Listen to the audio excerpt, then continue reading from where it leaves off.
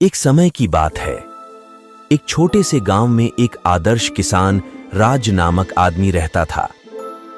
राज अपने कठिन मेहनत और दयालु मन के लिए पूरे गांव में प्रसिद्ध थे।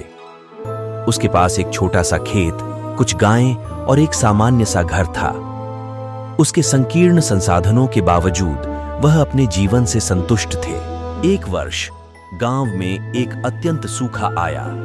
फसलें सूख गईं और ग्रामीण अपने परिवारों को पर्याप्त खाना पाने के लिए खोज रहे थे। राज्य का खेत भी सूखा नहीं बचा और उसकी फसलें भी सूखने लगीं। हालांकि राज्य निरंतर मेहनत करने और हार नहीं मानने का निर्णय लिया और उसको छोड़ने का इनकार किया। एक रात जब राज अपनी गायों का ध्यान देने के बाद था, उसने पास के जंगल से मदद की पुकार के रूप में एक मुर्दा हुआ पक्षी की आवाज सुनी।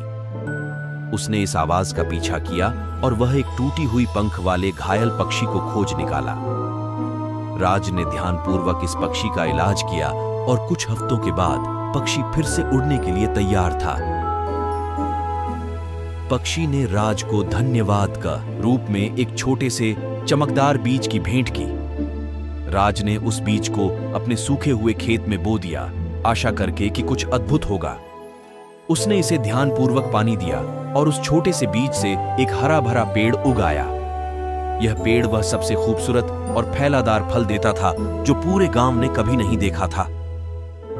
राज ने इसके फलों को अपने ग्रामीण साथियों के साथ साझा किया और जल्द ही उसका खेत पूरे गांव में सबसे समृद्ध हो गया। राज के चमकदार पेड़ की खबर दूर दूर तक फैल गई और दूरस्थ भूमि के व्यापारी उसके फलों को उच्च मूल्य पर खरीदने के लिए आए।